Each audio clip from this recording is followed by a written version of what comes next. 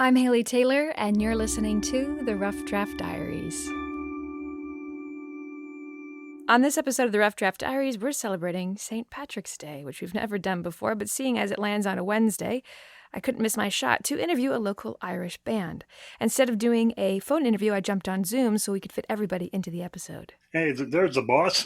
Hi, Haley. How you doing, Bob? I'm doing great. How are you? Doing all right.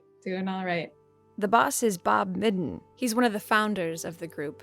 But the rest of the gang is... Well, my name's Mary Dennis. My name's Chuck Boyer. My name's Kathy Moss. I'm Marty Brogan. And all together they form Toraigh, a professional band performing traditional Irish music. A musical style they all grew up with, almost having identical stories in regards to how they found the music. It was played in the home, bands like the Clancy Brothers or Tommy Makem. For me, when I was youngster growing up, my parents are both Irish heritage, and so I would hear the music, not necessarily the instrumental stuff, but more the songs, the old songs in my home all the time, my dad especially singing these songs. And, I just grew up with this kind of pride of being Irish and, just from my parents. Chuck and I are both from the old South End, which not all that long ago was an Irish neighborhood. Yeah, my grade school's nickname was the Derby. I went to school with Cassidy, McHugh, O'Connell, Murphy, I lived next door to my immigrant grandmother, and I never knew I had an Irish accent until my family moved to the Old West End, and the other kids said, "You talk funny." It's about drawing people together. I think music and dance and culture and the arts are one of the most powerful ways for accomplishing that. It can help us recognize how much we have in common and help us create the bonds that really create a strong sense of community.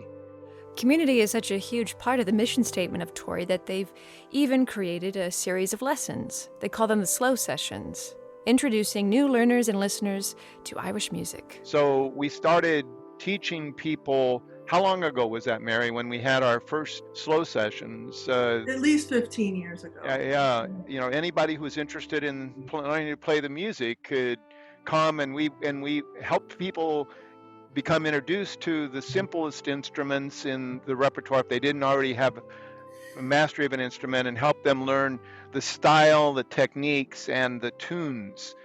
Mary, you're teaching. You've started teaching someone right now, and how old is she? Oh, you're right. I forgot about Beverly. Yeah, she's 78, and she wants to learn to play the tin whistle, which is never played before. Relatively simple instrument, 6 holes. If you've got fingers, if you got 6 fingers, you can play it.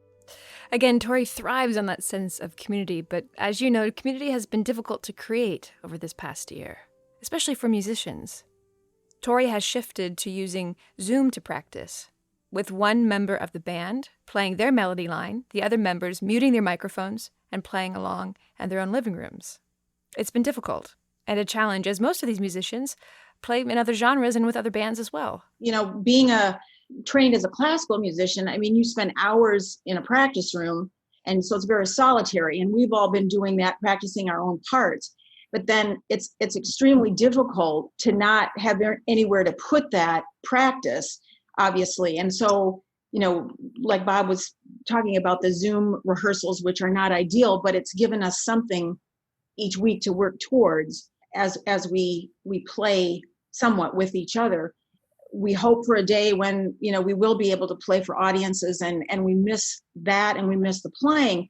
But I really feel like when that happens, and hopefully Bob's wish will come true, that there'll be more of a resurgence, because we've been so isolated that people will come out in hundreds and thousands to hear music at whatever kind of venue or concert it is. So, people are so ready to do that I really feel like the arts will get rewarded, hopefully in some way, for this isolation that we've all felt. Hopefully, cross our fingers. So it looks like it's going to be another year where St. Patrick's Day celebrations might look different than they did in the past. In the meantime, Bob says that there are plenty of ways to celebrate your Irish heritage, even if you can't get out to see your favorite Irish band performing. I believe that the most important part is participation, but you can participate in many ways. Right. There are many aspects of Irish culture, history, and tradition. You can learn to tell stories. You can learn to recite poems. You can learn to dance. You can learn to play a tune or sing a song. And in Ireland in the 19th century, everyone was expected to do that. If you gathered in somebody's house, everybody was expected to contribute to the entertainment, to be part of it, to be involved. And I wish we could restore that sense, because I think that would make us richer as people and stronger as a society. That's what I would say, to help people learn how to become part of it, how to contribute to it, and how to enjoy it with others, and whatever way works the best for them. I'm Haley Taylor, and thanks for listening to this episode of the Rough Draft Diaries.